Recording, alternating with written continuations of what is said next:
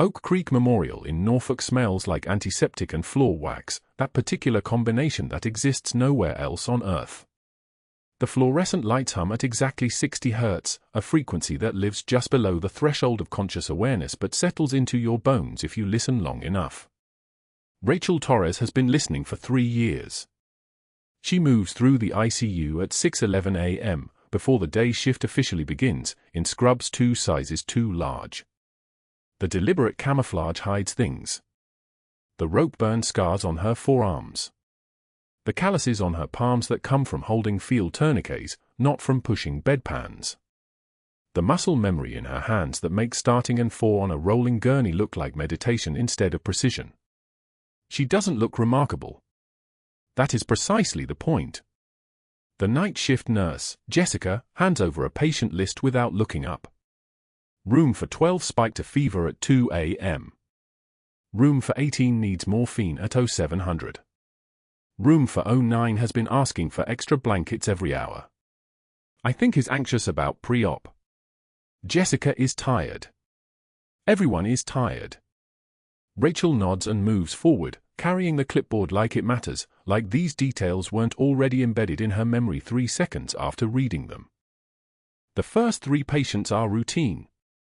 She checks for sites with the thoroughness of someone who once sutured wounds in a cargo helicopter flying through sporadic fire. Each line is perfectly placed. Each bandage is wrapped with the same tension. Each vitals check is calm and methodical. The elderly woman in 412 is indeed febrile. Rachel adjusts her pain management and pages the attending, a gesture of deference that costs nothing and solves everything. The attending calls back in 4 minutes, thanks her for the alert, and authorizes a broad-spectrum antibiotic. Rachel hangs the bag with steady hands. But that wasn't the only reason she came early. That wasn't the only detail pulling at something in her chest, some muscle memory that had nothing to do with 4 lines. The pre-op assessment happens at 7:15 a.m. Rachel is changing the dressing on room 409 when she hears the gurney rolling past in the hallway. She doesn't look up immediately. Looking up is what gets noticed. But her hands slow their motion, and her breath steadies in a way that has nothing to do with the dressing change, and she catches the sound of the attendant's shoe squeaking on the tile as the gurney passes. She glances toward the doorway just as the patient's garment bag falls slightly open. Inside, folded beneath a pressed shirt, there is a jacket. And sewn into the lining of that jacket, visible for exactly 2 seconds before the bag shifts closed, is a patch. Faded. Worn. But unmistakable. The insignia of Naval Special Warfare Group 2. The same unit she wore in Marjah 20 years ago. Rachel's hand freezes mid-motion. The gauze pad she's holding doesn't fall. Her breathing doesn't change. Her face doesn't register anything. But something in her chest tightens like a fist closing around a memory she spent 2 decades burying. She finishes the dressing change in another 47 seconds with the same meticulous care, and then she excuses herself to the break room. The break room is empty except for the refrigerator humming in the corner and the coffee maker that dripped its last pot 2 hours ago.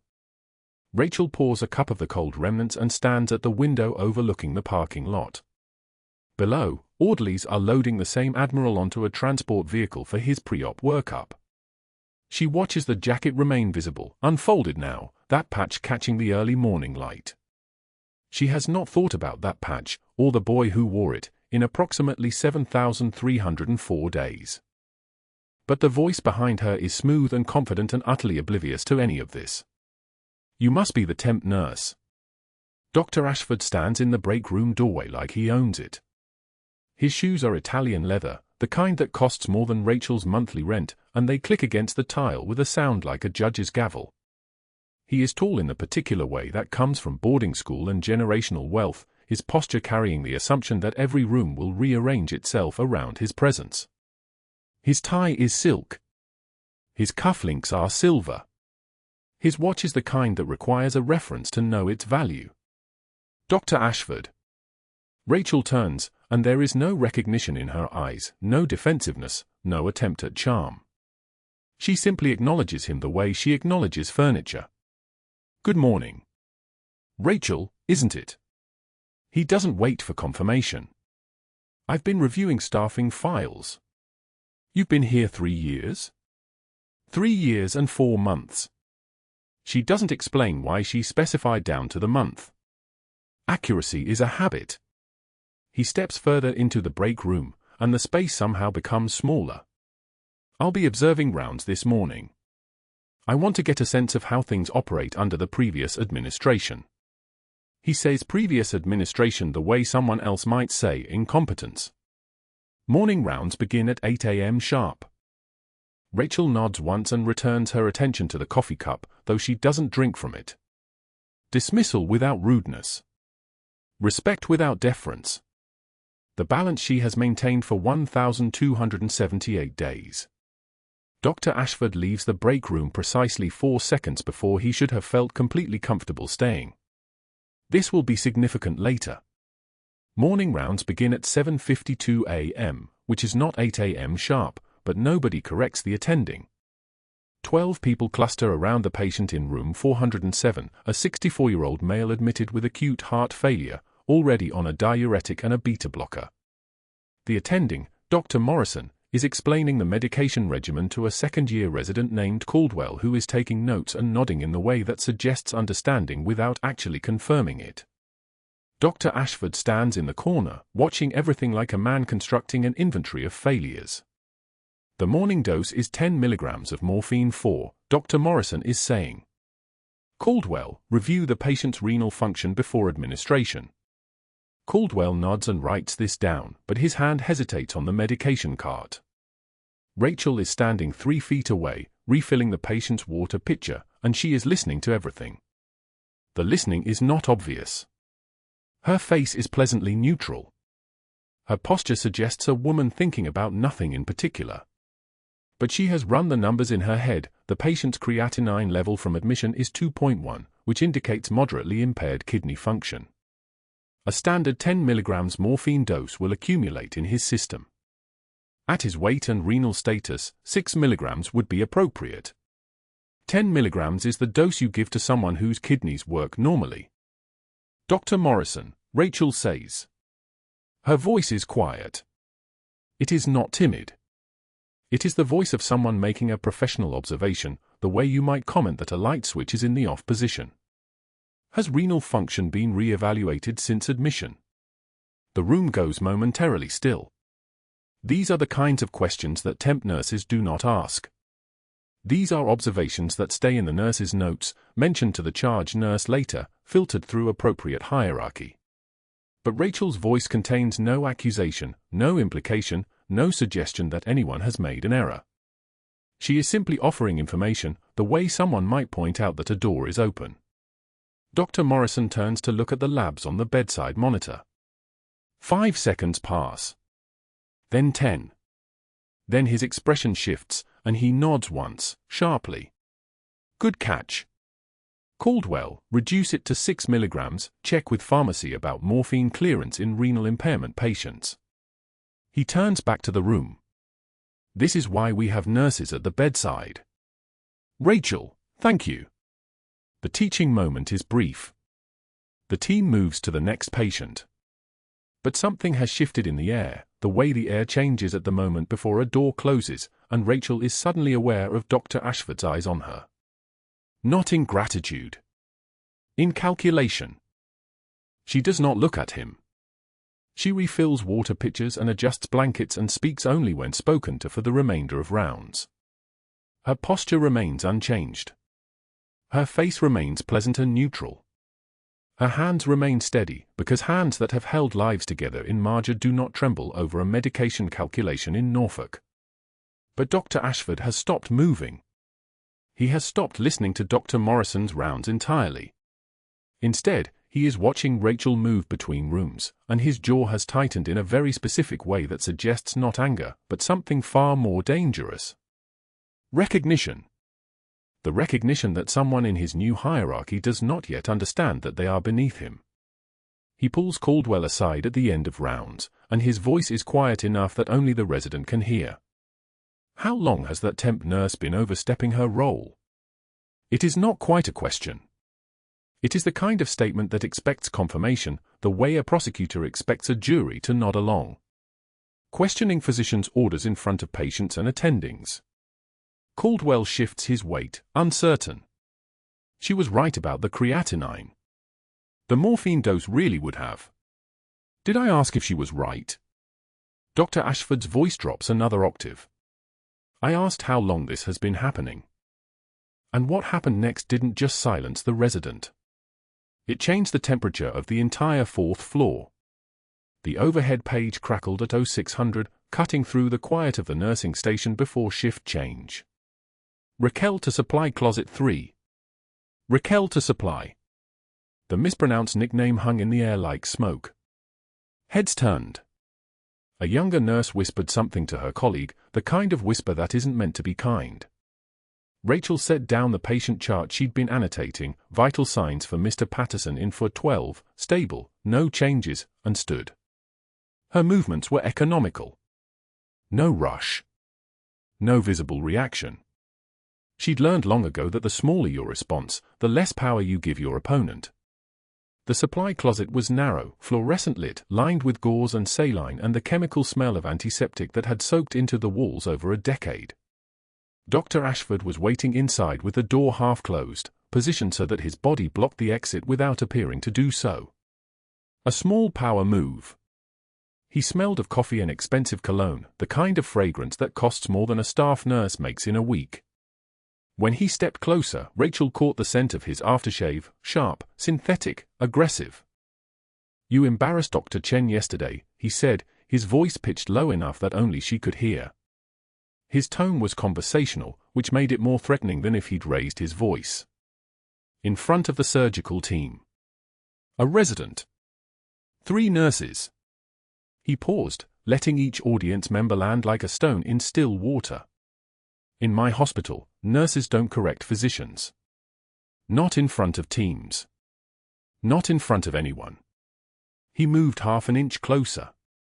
His presence was like pressure, you couldn't see it, but you could feel it changing the air around you. That's insubordination, and it undermines institutional authority. I'll be documenting this in your performance file. One more incident, just one, and you're finished here. Do you understand your place? Rachel took one measured breath. The kind of breath a person takes when they're about to lift something heavy. When they're about to hold it for longer than their muscles want to. Then something inside her broke, just for a second, so small only she felt it, and a single tear escaped her left eye. She watched his satisfaction bloom across his face like a bruise. He thought he'd cracked her. She wiped the tear away without breaking eye contact. Her hand moved in one fluid motion, thumb catching the moisture on her cheekbone, her gaze never leaving his. When she spoke, her voice was like still water, not calm the way a sleeping person is calm, but calm the way a glacier is calm. Ancient. Heavy. Indifferent to human scale. Excellence doesn't require an audience, doctor. Then she stepped past him, back toward the nursing station, back toward the 4th floor where people were waiting for their medications, their wounds checked, their dignity preserved by someone they'd never know had just been threatened with erasure. The rest of the morning passed in the texture of routine. Medication rounds at 0800. Wound assessment at 0900. Lunch at 11:30 that she didn't eat. By 1400 hours, Dr. Ashford had positioned his next move. He stopped her during medication rounds, stopped her in front of 4 patients and 2 family members, as she was verifying the contents of her 4 cart against the chart. "Nurse Torres, this cart organization is unacceptable," he said, his voice pitched to carry. Not shouting, just loud enough that everyone in the room heard every word. "You're creating liability exposure. Cross-contamination risk. This is the kind of negligence that gets people hurt." He produced his clipboard with the speed of a magician, documenting something, documenting nothing, just the act of documenting, the theater of accountability. "I want you in my office at end of shift for remedial protocol training. We need to address these fundamental gaps." An elderly woman in the corner bed, Mrs. Harrison, 73, recovering from a broken hip, watched Rachel with the kind of sympathy people reserve for those they've just seen humiliated. Her daughter turned away. The family in Bedford exchanged a glance. Rachel reset her shoulders and continued her rounds as if nothing had happened, but the medications tasted like metal on her tongue and her hands felt too heavy to move. By 1900 hours, as the night shift was arriving, 7 incoming nurses putting their bags in the employee lockers, the parking lot golden with late summer sun, the smell of asphalt warming, Dr. Ashford was waiting by her Honda. He had a printed schedule in his hands. Hospital letterhead. Official. Effective immediately, you're reassigned from ICU to general bedpan rotation on the medicine floor, he said, loud enough for the nearest nurses to hear. Not so loud that it was obviously performed, just loud enough that everyone caught it anyway. Your full certification privileges are suspended pending review. You'll need to complete retraining before we can consider restoring them. He handed her the schedule like it was a pink slip, like it was a door closing. Questions? Rachel's hands didn't shake. Her voice didn't crack. She took the paper, read the shift assignments, 0600 to 1400, effective tomorrow, and felt the weight of them settle into her chest like sediment. But that wasn't what he was waiting for. He was waiting for her to break. He was waiting for her to cry, to argue, to give him the satisfaction of having finally punctured the calm he couldn't control. Instead, one tear tracked down her right cheek. Not a collapse. Not a moment of weakness. Just a single line of salt water, which she wiped away with her thumb. Her eye stayed locked on his the entire time. Noted, Doctor, she said. She walked to her 15-year-old Honda Civic, the one she'd driven for 8 years with the check engine light permanently on, and got in without looking back. The driver's seat was worn to the shape of her body. The steering wheel was hot from the sun.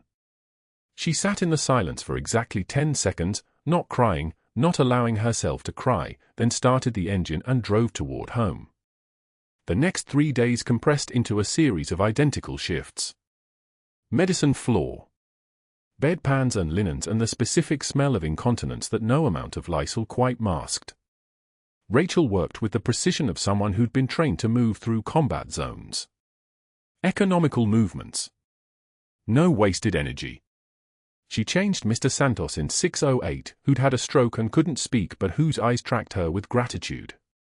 She bathed Mrs. Chen in 611, who held her hand and told stories in Mandarin about grandsons Rachel couldn't understand but whose tone needed no translation. She emptied the bedpan in 615 and didn't let the indignity of it touch her because she'd held dying children in Marjah and this was just work, just the thing you did when you cared about people. From the medicine floor, she could see the ICU across the corridor through the double doors with their reinforced windows.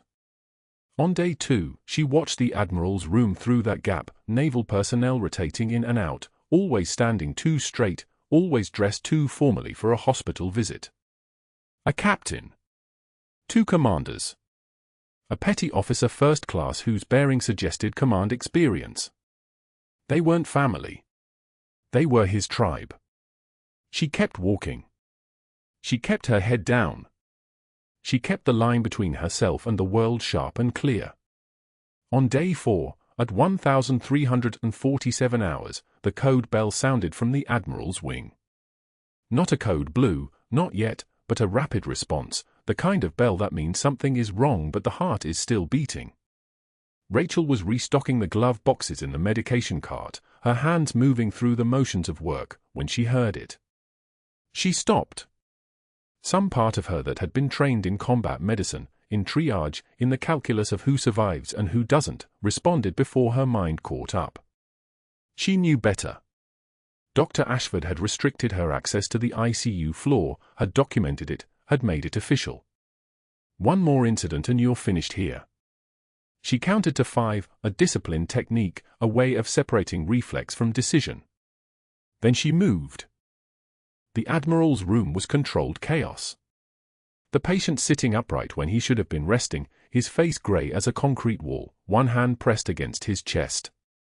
The surgical resident frozen by the monitors, staring at numbers that meant something he didn't know how to interpret.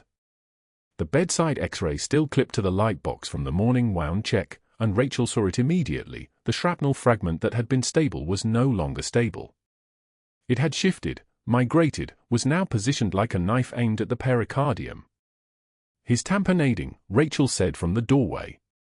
The resident spun. His eyes were wide. His mouth opened and closed. "We need cardiothoracic needs," but his feet didn't move because his mind was still processing the data. The Admiral slumped forward. Rachel was across the room before the thought formed. Her hands moved on muscle memory so old it predated conscious thought. Hands that had held wounded soldiers in Marjah. Hands that had converted trauma into survival 1,000 times before. She scanned the bedside table, standard post-op supplies, nothing with the specifications she needed. Then she saw his personal effects bag, the canvas one with the Navy insignia, the go bag he'd brought from wherever he'd been posted. She reached in. MRE wrapper. Vacuum sealed. Tear-resistant material. She tore it open with one motion. "Get me a crash cart and call CT surgery now," she said, her voice flat and command calm, and the resident finally moved. Her fingers converted the MRE wrapper into an improvised occlusive seal, muscle memory from training that the military had erased from official records but hadn't erased from her hands. She positioned the material, applied pressure at the precise intercostal space where a fragment might have migrated, and manually stabilized the visible fragment through the chest wall using pressure points that had nothing to do with standard nursing protocol and everything to do with keeping a human being alive. The Admiral's eyes flickered open for 1 second, unfocused, distant with shock and something else, recognition, maybe, or just the way a mind goes when the body is failing. He whispered something in Pashto, the language of Marjah, a child's prayer from a country he'd bled into the same dust she had 20 years before. Rachel's hands didn't waver. Her breath caught, just once, just for a moment, but her pressure stayed steady. The trauma team arrived at a run. Dr. Ashford came with them, stopping short when he saw her standing over the Admiral, her hand steady, her knowledge displayed across every movement like a flag raised on conquered ground. The look on his face was the first thing that broke her composure, but she wouldn't let him see that. The Admiral arrived at Oak Creek Memorial on a Tuesday morning in a private sedan, his aide carrying nothing but a leather jacket worn soft from 20 years of salt water and missions nobody talked about.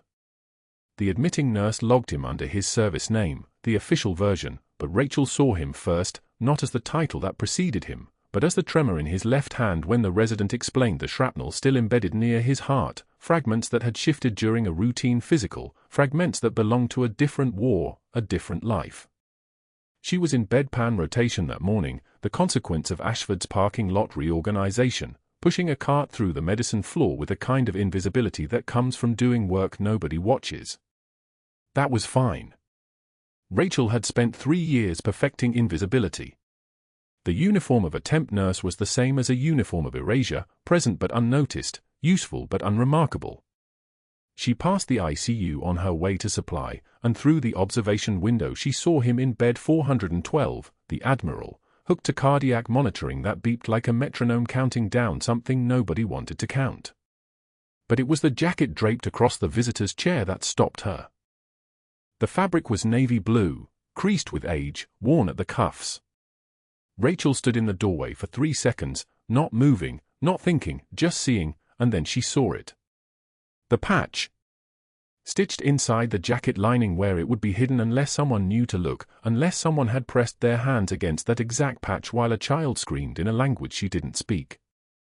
The same unit insignia. The same regiment that had been her regiment. Marjah, 2004. A compound that took fire at 0300 hours. 8-year-old boy with shrapnel through his left chest wall, bleeding out into the dust while rounds came through the windows like angry hornets. She had pressed that patch against his wound. She had carried him 400 meters through open fire, his blood soaking through her own uniform, through the fabric that bore the same insignia now hidden in that jacket. She remembered his eyes, huge, dark, terrified. She remembered whispering in Pashto that he would live, that she would not let him die, that he would grow up and he would be okay. The Admiral was that boy. 20 years older. Promoted. Alive. In her hospital. In her ward. The oxygen mask came off something in her chest. Rachel gripped the bedpan cart so hard her knuckles went white, and she realized her hands were trembling, not in public, not where anyone could see, but here in this doorway where the Admiral slept, and didn't know that the temp nurse in scrubs was the only person in this building who knew what kind of man he had become, because she had felt his heartbeat through her hands when she was 32 years old and he was 8. She forced her breathing level. 1 measured inhale. The trembling was information. The trembling meant something was trying to break through 20 years of protocols and promises.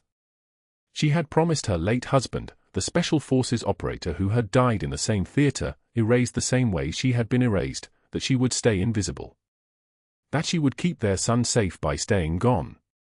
By being just another temp nurse in a hospital where nobody asked questions about scars or why sometimes her hands moved with the precision of someone who had done this before, many times, in places that didn't appear on maps. The Admiral's monitors hummed their steady song. Normal sinus rhythm. Stable. Sleeping. Rachel turned the cart and left the ICU observation window. She did not look back. She completed her shift moving bedpans through rooms where nobody spoke her name, where the residents moved past her like she was the air itself, like she was part of the machinery of the hospital that operated without acknowledgement. By midnight, Dr. Ashford was making his phone calls. Rachel didn't know this yet. She was driving home through rain that hammered the windshield like accusation, her knuckles still aching from gripping the cart, her mind divided between the boy she had carried and the man he had become and the promise she had made to stay buried. But in the hospital, in an office with wood paneling and a view of the Norfolk harbor, Dr. Ashford was picking up his desk phone with the expression of a man solving a problem. The 2 nurses who had witnessed her competence during the Admiral's initial examination, Jennifer from the day shift and Marcus from the swing rotation, both received calls from scheduling informing them that their shifts had been reassigned effective immediately. Jennifer moved to pediatrics. Marcus moved to night rotation in the psychiatric ward. Both reassignments took them off the Admiral's care team. Both reassignments were presented as administrative efficiency, system optimization, staffing rebalance. By 2,100 hours, the IT department had updated Rachel's access permissions. Her temporary badge, the one that had opened every door at Oak Creek Memorial for 3 years, no longer recognized the ICU floor. The system had been reset. The decision had been made at levels that required phone calls to board members and careful documentation of scope violations that Ashford had been meticulously building for months, every time she had asked a question, every time she had caught an error, every instance of her suggesting something to a resident. The paper trail was impeccable. The narrative was constructed. The threat had been identified and was now being neutralized. At 0830 hours the next morning, Rachel's supervisor sent her a message. Report to HR immediately. Ashford's office. She knew what this meant before she walked through the door. The kind of knowing that comes from experience, from having been erased once already, from understanding how institutions protect themselves from people who see too clearly. Ashford sat behind his desk with HR Director Malcolm beside him, a folder open, documentation spread like cards in a winning hand. His voice was measured. Professional. The kind of careful that made everything sound reasonable. Ms. Torres, you violated clearly established scope of practice protocols by performing an unsupervised medical intervention without physician oversight. I have documentation here of multiple incidents over the past 4 months where you have exceeded your role limitations. Your employment is terminated effective immediately. Security will escort you to collect your belongings. Rachel sat perfectly still. The rain from last night had dried from her hair. Her hands were steady now, the trembling had passed, had been filed away with all the other things she did not show. She looked at the folder. She could see her own notes in her handwriting, the dosage questions she had asked, the observations she had made. All of it reformatted. All of it weaponized. 1 measured breath. The Admiral, she asked, is receiving appropriate care from qualified personnel, Ashford said. Rachel stood. She nodded once to the HR director, neither of them speaking. The silence stretched like a held breath. She picked up her hospital ID from the desk. Ashford had already placed it there, waiting, and she turned toward the door where the security guard stood, uncomfortable and already apologetic without having spoken a word. The locker room was empty. She packed her things into a cardboard box, 3 years compressed into a box small enough to carry. Her backup scrubs. The hand lotion she kept in the top drawer. A photograph, ancient and faded, of her husband in dress blues. Her lunch container. The things that mark the space between one life and the requirement to disappear into another. She did not look at the badge reader as she walked past the ICU one final time. But that wasn't the worst part. The worst part was knowing that the Admiral was in that building, in a bed in a room with her unit patch in his jacket, and she could not access him. Could not monitor his recovery. Could not trust that the care he was receiving was adequate because she was the only person in that hospital who understood what his survival meant. That boy she had carried through open fire had become a man who carried classified knowledge, who had served with distinction, who now slept in a bed 3 floors above her final walk to the exit. The parking lot was wet. Rain had fallen all night, and the asphalt reflected the morning light like a mirror of everything she had almost kept. She set the cardboard box on the passenger seat and sat with her hands on the steering wheel, not crying, not shaking, just breathing the way you breathe when you have already lost everything once and were trained never to lose it twice. The Admiral's monitors hummed somewhere above her. Normal sinus rhythm. Stable. Alive. Because she had been there when he needed her, and now he needed her again, and the only system that was supposed to protect him had just made sure she could never touch his care again. Rachel turned the key in the ignition. The rain started again as she pulled out of the parking lot, harder this time, like the sky was washing away her last day of visibility, her last chance to stay in a place where she had finally mattered. She drove toward home, toward the house with her son Marcus, toward the life that had been waiting for her to fail, toward the question that had been waiting for 17 years to be asked: what happened when the invisible woman is the only one who can save someone's life, and the system that pays her salary decides she is too much of a threat to keep around? The Admiral's chest moved in rhythm with the ventilator. Routine post-op exam, 22 hours after surgery, vital stable, the kind of morning rounds where nothing ever goes sideways. Rachel stood 2 feet back from the bed, monitoring the 4-line while Dr. Ashford reviewed the chart with clinical disinterest. The surgical resident, a 3rd-year named Connor, eager and half asleep, performed the standard percussion exam, moving the stethoscope across the Admiral's ribs with the muscle memory of someone who'd done this 300 times. The Admiral coughed. Small thing. Dry. Productive. Nothing alarming. But Rachel's eyes narrowed. She'd seen 300 coughs in the past 2 weeks. This one was different. This one had the sound of something shifting inside. The Admiral's hand went to his chest, pressure there, his face tightening in a way that made Rachel move forward half a step before she caught herself. Dr. Ashford didn't notice. He was already making notes, preparing to move to the next patient. The room had that fluorescent hum, that early morning hospital drone where everyone was running on coffee and the assumption that post-op day 1 meant the crisis had passed.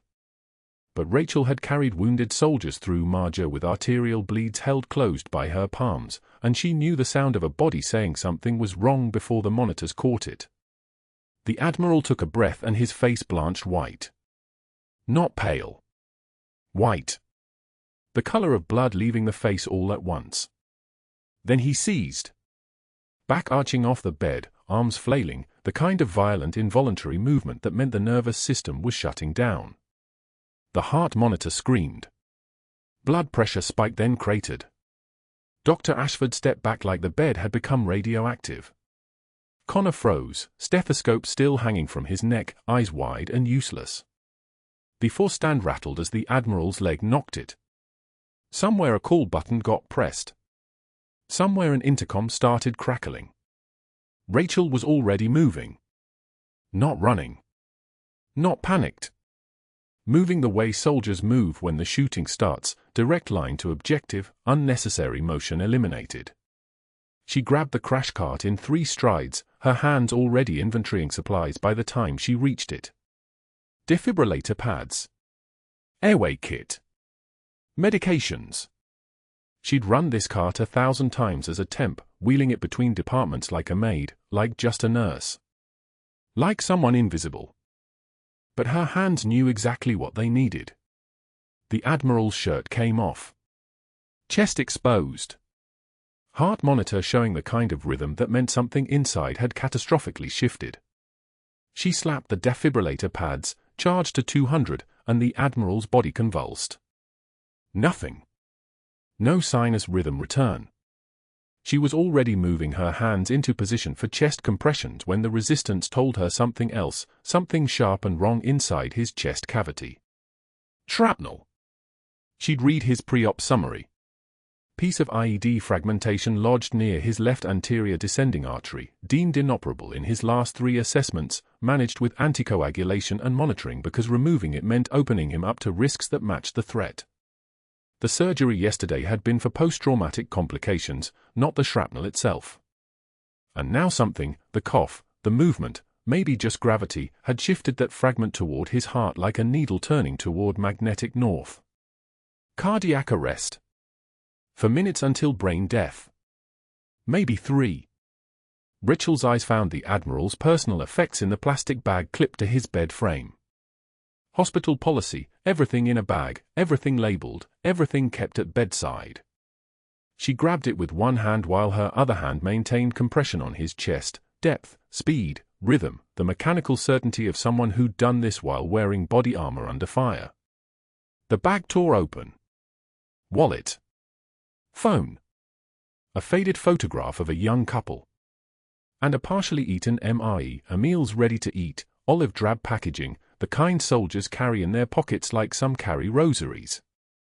Dr. Ashford was shouting something about calling the trauma team. Connor was frozen. Rachel was already tearing open the MRE package with her teeth, her left hand still maintaining the rhythm. The plastic wrapper came free. Tough. Waterproof. Designed to hold food through a 300-meter drop. She ripped it again, creating a rectangular seal. Her right hand found the Admiral's chest wall, located the entry point she needed, and she pressed the improvised seal over the exact location where the shrapnel was pressing inward, applying pressure like a tourniquet applied pressure to an artery. "Get me a needle," she said. No request. Command. Connor didn't move. Dr. Ashford didn't move. Rachel didn't repeat herself. She applied more pressure with the MRE seal, her fingers working the edges, creating an airtight barrier against the scar tissue from yesterday's surgery. The heart monitor was still screaming that ugly flat line. She wasn't fighting the shrapnel. She was buying time. Stabilizing the geometry. 3 weeks in a surgical field hospital meant knowing how to keep someone's chest cavity intact when the official medical support was 4 hours away. Needle. Now. Her voice had changed. Not louder. Deeper. Like a tank idling in a garage, all that power in a whisper. The second-year resident, Chen, who'd shadowed Rachel during a previous case, moved. Fast. She appeared with a 14-gauge angiocouth, sterile, ready. Rachel didn't break rhythm. She secured the seal with her left hand and used her right to position the needle through the plastic, creating a one-way valve that would let blood escape from the chest cavity if it needed to without allowing air back in. Medical textbooks called it a tension pneumothorax valve. Combat medics called it staying alive until extraction. The Admiral's monitors started shifting. Oxygen saturation climbing. Heart rate normalizing. The shrapnel had stopped moving. ETA on trauma. Rachel didn't look up. Her eyes were locked on the Admiral's face, reading what the machines weren't showing yet. 3 minutes, Dr. Ashford said. His voice had changed too. Smaller. Uncertain. She'd just solved a problem he couldn't see while he was standing 5 feet away, and now the power dynamic in the room had inverted like a ceiling fan switched to reverse. Rachel stayed with the Admiral as the trauma team arrived, as they prepped him for emergency OR access, as they secured what she'd stabilized with actual surgical equipment. She never let her hand slip. She never broke the seal. The surgical attending took one look at her improvised barrier and nodded once, a gesture of acknowledgement that said, "You did this right." Then they were moving, and the Admiral was gone, and the room was suddenly quiet except for the ventilator that had been moved to the crash cart and the fluorescent lights humming their mechanical lullaby. Dr. Ashford left without a word. His face had the look of a man whose worldview had been challenged by evidence he couldn't dispute. Rachel stood in the empty room, her scrub soaked with the Admiral's blood and rain from a weather system that hadn't happened yet, and she knew. She knew it the way soldiers know things before they're told. The way she'd known in Marjah that the 8-year-old boy she'd carried through gunfire would survive despite the odds. The way she'd known when she moved to Norfolk that staying invisible was a temporary condition. Some people accumulate secrets. Other people become secrets. And secrets, like pressure sealed inside a chest cavity, eventually need somewhere to go. Dr. Ashford called her into his office at 0800 the next morning. HR was already there. A woman named Patricia with the kind of permanent exhaustion that came from moderating between difficult doctors and difficult nurses.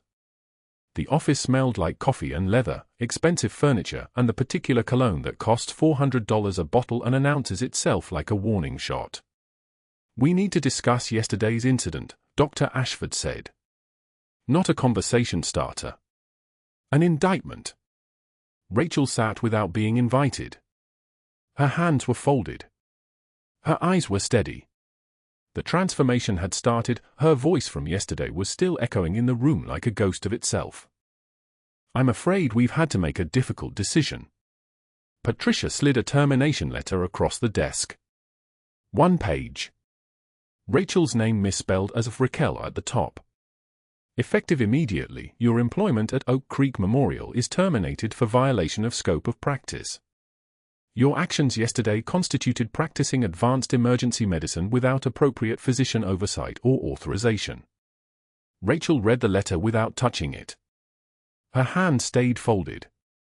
She didn't argue.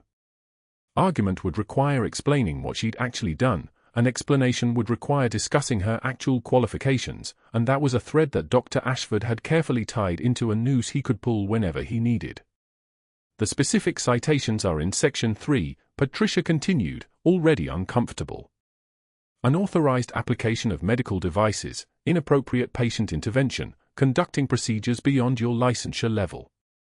We have documentation spanning 6 months that supports this decision." 6 months. Rachel understood then. The supply closet threat. The page that mispronounced her name. The parking lot demotion. All of it was collected. Documented. Photographed in the administrative systems where Dr. Ashford could access them anytime he needed evidence that she was a liability. This wasn't punishment for yesterday. This was inevitability. He'd been building this folder since the moment she'd questioned a morphine dosage, and yesterday just gave him the excuse to close it. "The hospital will provide references for your previous temp assignments," Patricia said, because HR always said certain things, because scripts existed even in the destruction of people. "We wish you the best in your future endeavors." Rachel stood. She didn't sign the letter. She didn't argue the documentation.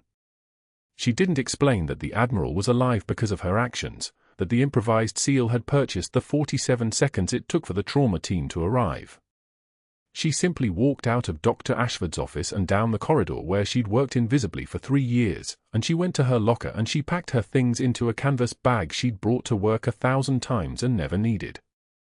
By 1,000 hours, she was driving toward Arlington in rain that felt like judgment. The windshield wipers moved in rhythm. Double time. The kind of rain that hammered the hood like it was trying to beat something into the metal. Route 29 north, merging into I-66, the radio off, just the sound of the engine and the metronome of the wipers and her own breathing, controlled and measured and sounding like a soldier who'd been trained to breathe through worse things than disappointment. Section 60. Row 47. The headstone was simple granite with dates but no rank, no unit designation, nothing that would connect David Torres to Operation Sandstorm or the fact that he'd been erased from official records 14 years ago. She knelt in the wet grass, rain soaking through her jeans immediately, and she placed her palm against the granite like she could reach through it to something on the other side. "I promised you," she whispered. "I promised I'd stay invisible, that I'd keep Marcus safe by staying gone, that I'd never surface no matter what they asked, no matter what happened. I failed." The rain ran down her face. Rainwater and tears mixing so they looked like the same thing. That Admiral. He was 8 years old, David. Screaming in Marjah with shrapnel in his chest, and I carried him 3 kilometers through gunfire while his blood soaked into my jacket. I thought he died in a helicopter crash 2 months later. But he lived. He grew up. And yesterday he was in a hospital bed and I couldn't let him die while I stood there invisible. I couldn't do it. Even knowing what it would cost. She stayed kneeling for a long time. The rain didn't stop. The cemetery was empty except for the Arlington wind that moved through the headstones like it was counting them, cataloguing the silences. When she got home, her apartment was dark. Small. Carefully decorated with nothing from before 2003. She went directly to the bedroom closet and pulled the duffel from the back shelf, the bag she'd kept packed for 3 years in case the order came to disappear again. Clothes. Cash. Documents under 3 different names. Everything a major who'd been declared dead would need to vanish. She started folding. Her son Marcus came home from school at 1,530 hours. Backpack hitting the floor with that teenage gravity that suggested homework and friends and a life that existed in a dimension separate from hers. He saw the duffel. His entire body stopped the way bodies stop when they recognize something ending. "Mom." His voice cracked on the single syllable. She turned from the closet, and Marcus saw her face, and he understood the language of her expression because he was 17 and he recognized the equation his mother had solved. "We're not moving again," he said. Not a question. A decision. Like he was offering her an option she hadn't considered. "Marcus, sweetheart, you don't understand what's." "I found the box," he interrupted. His voice was shaking with something between anger and tears. "Last year. When you sent me to the storage unit to get the Christmas decorations. I found it on the top shelf behind the blankets. I saw everything, Mom. All of it. The medals. The photographs. The official citations with the redacted names. I read every document in that box." Rachel felt the floor shift under her as though the apartment itself was uncertain how to hold her anymore. "You were ordered to disappear. They erased you after Operation Sandstorm was buried. They made you legally not exist. I get it. I understand why you did it. But I'm not watching them erase you twice." His eyes were hard. Determined. So much like his father's eyes that it hurt to look directly at him. "Not again. Not for some doctor who doesn't have 1% of what you have." Marcus Torres burst through the emergency entrance like a man who'd finally decided the truth was worth the risk. He was 17, lean-shouldered in a hoodie that couldn't hide the tremor in his voice. He carried a showbox, cardboard, faded, held together with what looked like duct tape and desperation. His eyes found Rachel standing beside the security desk, still in her scrubs even though the hospital had erased her name from the system 6 hours ago. "Mom," he said. The word cracked open the entire lobby. "They need to see these. I don't care what the government told you. I'm not watching them erase you twice." Rachel's jaw tightened. One measured breath. She didn't move toward him. She just waited, the way someone waits for a bomb to detonate, knowing it will, trusting her training to survive it. Marcus upended the showbox. Content scattered across the security desk like shrapnel from another lifetime. A silver star, the ribbon faded from years in darkness. A purple heart. Another purple heart beside it. And beneath them, a citation, laminate beginning to peel, typed in the formal language of the Department of Defense, Major Rachel Torres, Distinguished Service Cross, Operation Sandstorm, October 2005, Eastern Afghanistan, for extraordinary heroism in the face of enemy fire while providing emergency medical intervention to a critically wounded fellow operator. Asterisk. The security desk officer stepped back.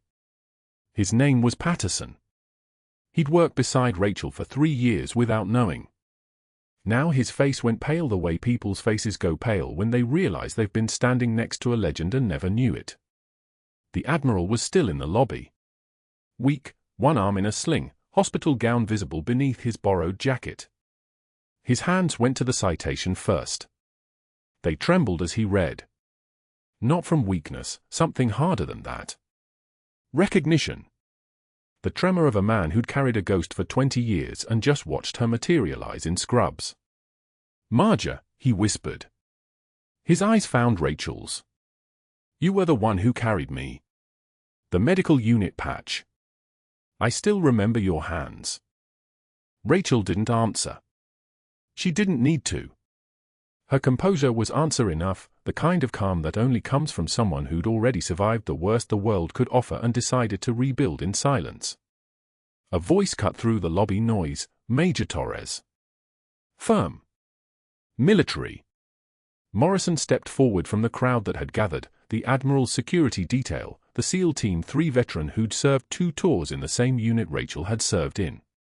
He was moving with the terrifying fluid precision of someone who'd spent his entire life learning to recognize his own kind. His eyes locked on hers for 1 second, just acknowledgement, no surprise. He'd known. Or maybe he'd suspected the moment he saw her move during the Admiral's crisis, hand steady as surgical steel, making decisions only someone with her training would make. Morrison turned to face the crowd that now filled half the lobby. Nurses from every floor, physicians drawn by the sudden collapse of the institutional hierarchy that had ruled this hospital for 2 years. Patients in wheelchairs. Orderlies. Everyone who'd watched Dr. Ashford diminish Rachel Torres for challenging a dosage calculation. Major Rachel Torres, Morrison said. His voice was the voice of command, not loud, but the kind of quiet that made every fluorescent light in the lobby seem to lean in and listen. Silver Star for Combat Valor in Marjah, October 2005. He paused. The weight of that medal hung in the air like a held breath. 2 Purple Hearts. One from an IED blast at Sanjin Valley. One from a firefight in Paktika province. Another pause. Deliberate. Measured.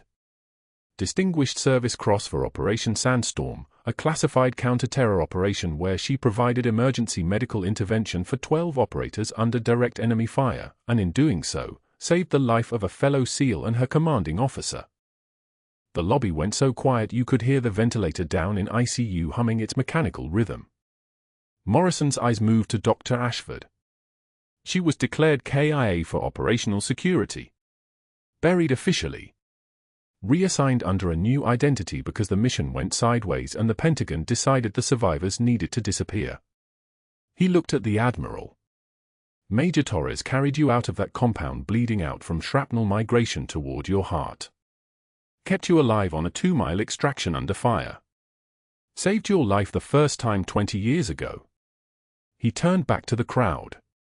And she saved it again 3 hours ago when you froze. Dr. Ashford moved. Finally. He'd been standing at the edge of the crowd, watching his institutional power evaporate in real time. Now he turned toward the administrative corridor, moving fast, moving with the jerky desperation of a man who'd just realized the game had changed and he was going to lose. He needed to get to his office. Delete the security footage. The surveillance archives that showed everything, the supply closet threat, the reassignments, the altered schedules. Evidence could be erased. Digital evidence could vanish. He made it exactly 4 steps before a man in business casual stepped out of the side corridor. Curtis. The hospital IT administrator. A man with a Marine Corps tattoo on his forearm and a Semper Fidelis ring on his right hand. Dr. Ashford, Curtis said quietly. You should stay. Curtis was holding a tablet. His fingers scrolled through logs with the methodical precision of someone who'd already done this once and knew exactly what he was showing. I've been monitoring some unusual activity in our security system, Curtis continued. His voice was the voice of a man who understood authority differently than Dr. Ashford understood it. Someone accessed the personnel surveillance archives at 0645 this morning. That's your credential code. Someone attempted to delete approximately 4 months of footage from ICU cameras, break room cameras, and parking lot cameras at 0702. Curtis turned the tablet around. The log scrolled. Timestamp after timestamp showing access attempts, deletion attempts, all traced to Dr. Ashford's credentials. Our system backs up to an off-site server every 2 hours, Curtis said. I have every frame. Including you threatening Major Torres in Supply Closet 3. Including you reassigning the 2 nurses who witnessed her competence. Including you altering treatment schedules and access privileges to remove her from the Admiral's care team. The crowd noise dropped to nothing. The air pressure changed. I already forwarded the complete archive to the State Medical Board this morning at 0730, Curtis continued. And to the FBI field office, because interfering with the care of a flag officer felt like something they'd want to see. Maybe some other things too. Like emails where you discuss building a case against her. Documentation you were fabricating. Dr. Ashford's face cycled through colors like a traffic light. Red. Then gray. His mouth opened and closed. You have no authority, he started. I'm a Marine, Curtis interrupted quietly. The tablet hung in his hand like a piece of evidence at trial. I have exactly one authority. I recognize my own. Morrison pulled out his phone. Dialed. The phone rang once, twice, and a voice answered, Federal. Crisp. Professional. NCIS Norfolk Field Office. Morrison identified himself, gave his credentials, stated his service member number from memory, the kind of information a SEAL doesn't forget. I need to report civilian interference with the medical care of Admiral James Cullid, Morrison said into the phone speaker. And targeted harassment of a decorated combat veteran working under protected status. He listed Rachel's service number. The silence on the other end of the line had weight to it. Major Torres is flagged in our system, the voice said. Sharp. Interested. We're 10 minutes out. Dr. Ashford looked at the exits. Morrison blocking the administrative corridor. The crowd blocking the main entrance. Security guards, Patterson and 2 others, standing with arms crossed, their faces the faces of people who'd worked beside Rachel and never knew it. Now knowing it changed everything. Patricia Yates, the board member, pushed through the crowd. Her expression was the expression of someone who'd just realized they'd hired a man willing to dismantle a decorated veteran to protect his own institutional power. She looked at Dr. Ashford first. Your privileges are suspended pending investigation. Her voice was the voice of institutional authority finally recognizing that some hierarchies matter more than others.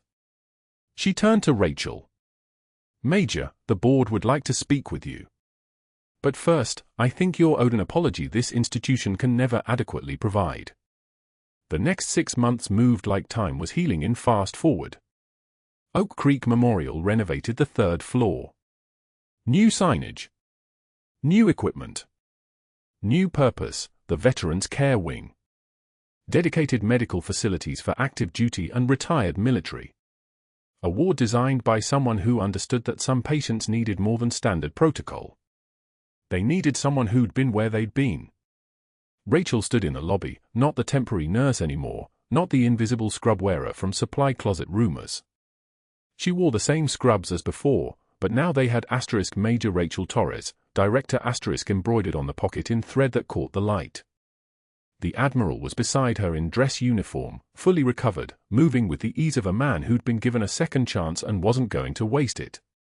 His left hand rested on her shoulder, the gesture of a man saluting someone who'd carried him through hell twice. Marcus stood on Rachel's left in their father's dress blues. The uniform had been in a cedar chest for 17 years.